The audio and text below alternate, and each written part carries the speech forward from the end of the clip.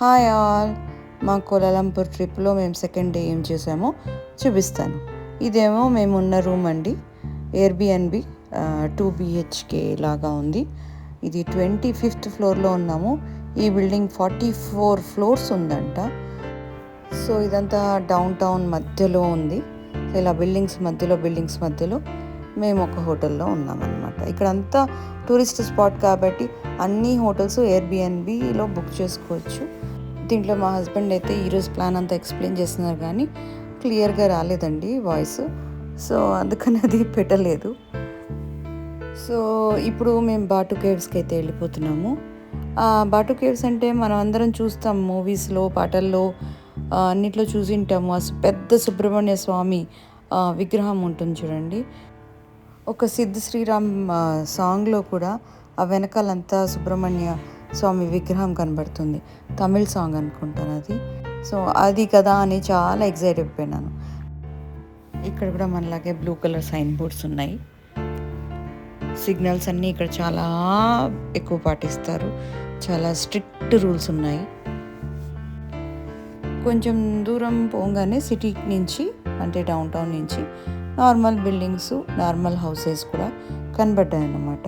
So అంటే 3 story buildings, వాళ్ళు అక్కడ బట్టలు ఆరేసుకోవడము అవన్నీ కూడా కనబడ్డాయి. సో ఆల్మోస్ట్ మేము ఇంకా రీచ్ అయిపోతున్నామండి బాటు కేవ్స్కి. సో వచ్చేసామండి కేవ్స్కి. ఇంకా అక్కడ కార్ దిగేసి ఇంకా గబగబా లోపలికి వెళ్ళిపోతున్నాము ఆ కేవ్స్లోకి. అక్కడ ఆంజనేయ స్వామి విగ్రహం కనబడుతుంది. సో అంతా మన ట్రెడిషను, మనదే కనబడింది. వావ్, ఇక్కడ పానీపూరి కూడా ఉంది.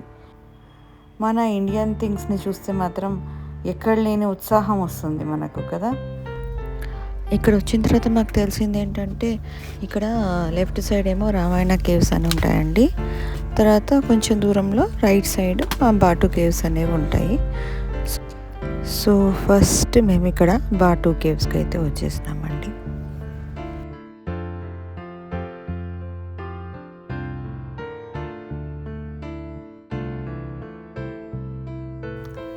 బాగా నడచాలి, బాగా ఎండ ఉంటుంది.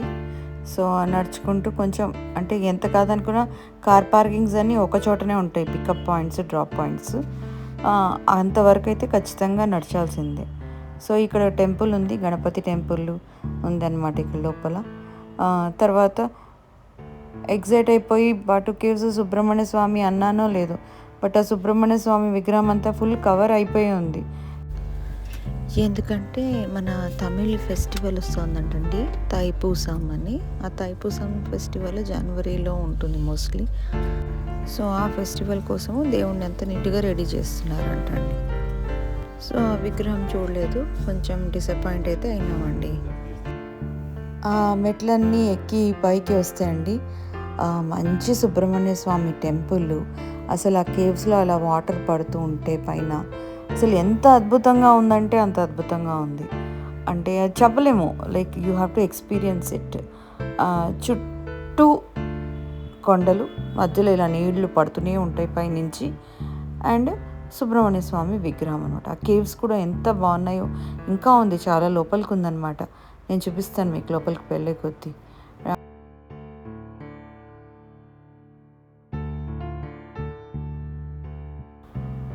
ఫుల్ కేవ్స్ మధ్యలో ఇలా సన్లైట్ పడుతుంటే మధ్యలో వాటర్ పడుతోంది, సన్లైట్ పడుతోంది. ఆ వావ్ ఫీలింగ్ అంటారు చూడండి, ఇక్కడికి వచ్చిన తర్వాత మాత్రం ఆ వావ్ ఫీలింగ్ వచ్చేసింది. ఆ కింద సుబ్రహ్మణ్య స్వామి విగ్రహం కనబడక నేను చాలా అప్సెట్ అయిపోయాను. కానీ ఈ మెట్లన్నీ, ఆ కలర్ఫుల్ మెట్లన్నీ ఎక్కి పైకి వచ్చిన తర్వాత మాత్రం ఎంత బాగుందంటే అంత బాగుంది. చాలా బాగుంది. ఇంకా లోపలికి ఉంది. ఇట్లా నడుచుకుంటూ లోపలికి వెళ్తే ఆ టెంపుల్ అయితే వచ్చిందండి. ఆ టెంపుల్ దేవుణ్ణి చూపిస్తాను మీకు. ఎంత అద్భుతంగా ఉన్నారో, ఎంత బాగా అలంకరించినారో దేవుణ్ణి. ఈ మెట్లన్నీ ఎక్కి మళ్ళీ పైకి వెళ్తే మళ్ళీ ఇంకొక టెంపుల్ ఉందండి. ఎంత బాగుందో యాక్చువల్లీ. అంత అంటే ఫుల్ తమిళ సాంప్రదాయంతో చాలా నిష్టగా, భక్తిగా, చాలా నీట్గా ఉంది. వాటర్ పడుతున్నాయి కాబట్టి కిందంతా తడి, వెట్ ఎప్పుడు ఉంటుంది. సపరేట్గా కేవ్స్ చూసినాము, సపరేట్గా టెంపుల్స్ చూసినాము. బట్ కేవ్స్లో టెంపుల్స్ అండ్ దట్ టు మన full traditional temple in Malaysia. Great కదా.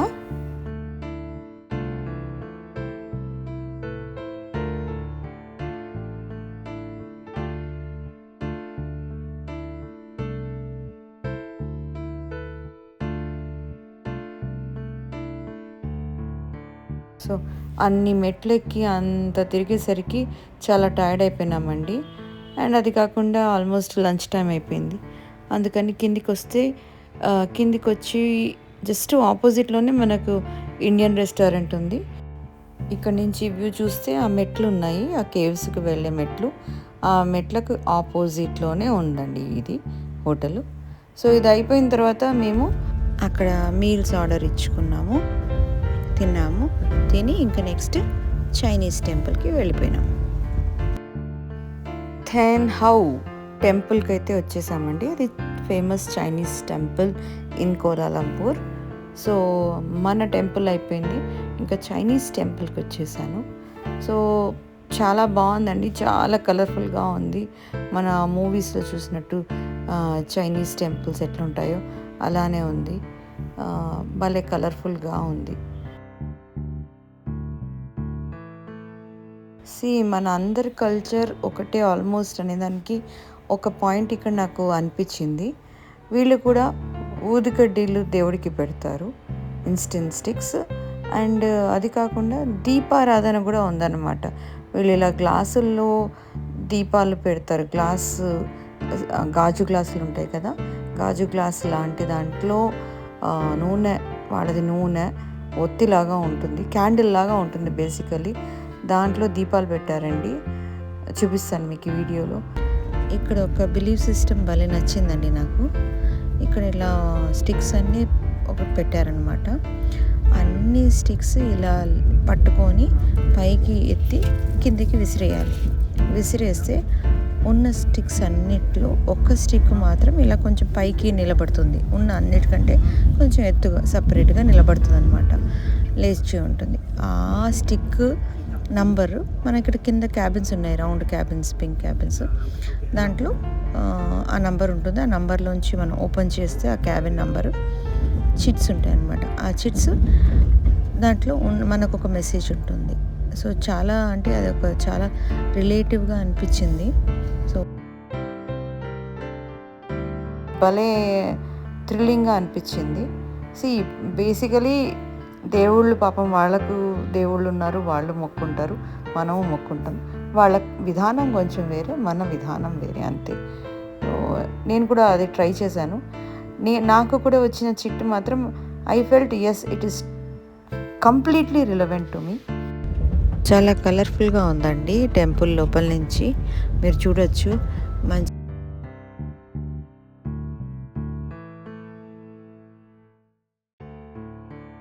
ఇక్కడ కూడా దేవుడికి పండ్లు నైవేద్యంగా పెట్టారు. ఇక్కడ ఆయిల్ కూడా దేవుడికి ఇస్తారు. చూడండి, నేను అన్నాను కదా దీపం నూనె ఆయిల్ అని. సో ఆ నూనె దీపాలు కూడా ఉన్నాయి. ఇక్కడేమో ఊదికడ్డీలు వెలిగించి మొక్కి పెడుతున్నారు. సో ఇది అండి మా డే 2 మలేషియా ట్రిప్. హోప్ మీకు నచ్చింది అనుకుంటాను. రేపు డే 3.